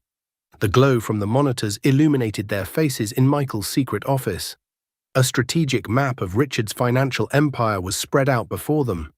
This wasn't a game of social humiliation, it was a high-stakes play for their lives and their future. Their relationship strengthened, built on a foundation of trust and shared purpose. Maya became more assertive, and Michael was humbled by her unwavering support. A moment of shared exhilaration. The thrill of being a team, of working together against a common enemy. He leaned over the table, his arm brushing hers as he pointed to a company on the map. The touch was quick, but it was enough to send a jolt through her, a rush of energy that was part strategy, part desire. When you're in a fight, is it better to have a partner who is your mirror or your opposite? Who helps you fight your battles? Tell me your story. He handed her a small flash drive. Everything we need to take him down is on here, he said, but we can't use it. Not yet. The last thing we need is a public scandal. We have to wait for the right moment. The moment would come at the wedding, and the signal for that moment would be a word from one of the triplets. The ballroom was a stage for a fairy tale wedding. They were there to make sure it ended like a Greek tragedy. The ballroom in Charleston shimmers under crystal chandeliers. The sound of a classical quartet is punctuated by the hushed whispers of the guests. Maya, radiant in her emerald dress, felt the weight of every gaze on her. The light from the chandeliers glinted off the fabric of her dress, and she felt less like a guest and more like a queen walking into her court. The air was thick with expectation, and Richard's face, pale and visibly shaken, was a masterpiece of silent panic. He was losing control, a concept he had never been able to accept. Maya wasn't playing a part, she was living her truth. Michael, her silent partner and her anchor, placed his hand on her back, a simple touch that grounded her. His hand on her back was a steady, warm weight, a silent promise that he was there in the middle of a room full of strangers, just for her. Have you ever walked into a room and felt all eyes on you? That moment of power when you know you've already won. Describe that feeling in the comments. As the ceremony concluded and the reception began, Michael raised his glass. A toast, he announced, his voice carrying through the room. To new beginnings and old promises. The words hung in the air, a coded message that only Richard understood. The real game was about to begin. He wanted a perfect day. She was about to give him a perfect nightmare. The reception room, a sea of white linen and silver flatware, became a stage for psychological warfare. Michael's toast was the first shot. A series of seemingly accidental whispers and planted information began to circulate among the guests, spreading rumors about Richard's past professional dishonesty. The meticulously curated perfection of the room began to fray at the edges, the whispers like tiny threads pulling at the intricate design. Richard, once the king of this castle, now looked like a nervous prisoner, his gaze darting around the room, searching for the source of his undoing. Michael and Maya worked as a single unit. Their coordination was a testament to the depth of their connection. He brushed against her as he moved through the crowd, a hand on her arm, a quick, intimate touch that said, "It's working. We're winning. Is a quiet victory better than a loud one? What's the most satisfying revenge you've ever seen or heard about? Tell me below." A new, anxious look crossed Richard's face as one of the triplets' faith began to gurgle. He leaned down to quiet her, a nervous smile on his lips. And then she said the word, perfectly clear, loud enough for a few people to hear, the word that only he and Maya knew. Papa. He thought he had buried his past. He didn't know the past was about to speak, perfectly and clearly, from the mouth of a child. The silence that followed the word Papa was heavier than any noise. It was a palpable stillness that filled the room, broken only by the gasp of a few onlookers who heard it. The opulent room, so full of noise and laughter just moments before, became a tomb. The only sound was the faint gurgle of a baby and Richard's ragged breath as he stared at the child. The word was a signal, a key to a secret he had tried to bury. He knew what it meant. Maya felt a rush of real victory, not just a fleeting moment of revenge. Michael's hand found hers under the table, a gentle squeeze that said, "We did it." His hand, warm and firm, found hers beneath the table, and the simple contact was a celebration, a silent victory that felt more powerful than any toast. Richard's composure completely broke, revealing his true, desperate nature. He was no longer the charming mogul, he was a man terrified of a child. When has a single word or a tiny detail revealed a giant truth? What was the moment you realized something was not what it seemed? Share your thoughts below. As the crowd began to whisper and point, Richard's face was a mask of panic. He ran from the room, and the final piece of the puzzle fell into place for Maya. The man he'd framed, the man Michael had promised to save. It was Michael's brother, and the girls were his nieces. Richard's rage wasn't just about money, it was about family. It was about his own sick, twisted version of justice. The truth was about to come out. They had won the battle. Now they had to win the war. The fallout from the wedding was immediate. The news of Richard's professional crimes spread, fueled by the information on the flash drive and the surprise witness who came forward. The spectacle in Charleston had done its job. The battle was won. Now they had to win the war for their own peace and future. Maya and Michael began a new chapter of their lives, focused on family and building something real. Their new home in Atlanta, a quiet contrast to the chaos they'd just been through, was their sanctuary. The Atlanta skyline, a city of new beginnings, looked different now. It was no longer a place of quiet desperation, but a city of 1,000 possibilities, a place to build a family, a place to heal. Their relationship became a beacon of what is possible when love is built on honesty and trust. The trauma from the past was now a story they could tell, a scar they could live with. The kiss was not about passion or desire, it was about the quiet relief of a battle won, the silent acknowledgement that they were a team, now and forever. His hands on her waist, pulling her close, felt like coming home. Is a happy ending something you can find or something you have to build? What does happily ever after look like to you? Tell me below. As the triplets slept in the nursery, Maya watched him from the doorway, her heart full. He turned to her and smiled, a smile that reached his eyes. "There's something I've been wanting to ask you," he said, and she knew in her soul that the question wasn't about a life he could give her, but a life they could build together. She once looked for a way to get revenge. She found something better, a family, a purpose, and a love that was hers by choice, not by contract. Michael's proposal was not just about him and her, but about all of them. A quiet moment in the nursery with the triplets. The room is a sanctuary of peace and love. The nursery, filled with soft light and the gentle snores of 3 sleeping babies, was a testament to the life they had built. The small, peaceful room was a universe of its own, safe and whole and full of promise. He took her hand, a simple gesture, and placed it on her heart. "I'm not asking you to be a stand-in," he said, his voice thick with emotion. "I'm asking you to be their mother. I'm asking you to be my wife. I'm asking you to be my family. I'm asking you to be the one I choose, every single day." She kissed him, a kiss that felt less like a promise and more like a truth she had been waiting her entire life to tell. In his arms she felt a sense of belonging she had never known. A quiet, settled feeling that told her she was home. They were a family, not by blood, but by choice, a choice that had brought them from the brink of despair to the heart of love. So what would you have chosen? The path of revenge or the path of love? Tell me what choice you would have made. If this story showed you that sometimes what looks like a tragedy is just the beginning of a beautiful love story, hit that like button. Subscribe for more stories that remind you that the best revenge is living a good life and that the greatest love is always the one you choose. Tell me in the comments what part of Maya and Michael's journey resonated with you the most. And remember, the most powerful love story you will ever have is the one you write for yourself.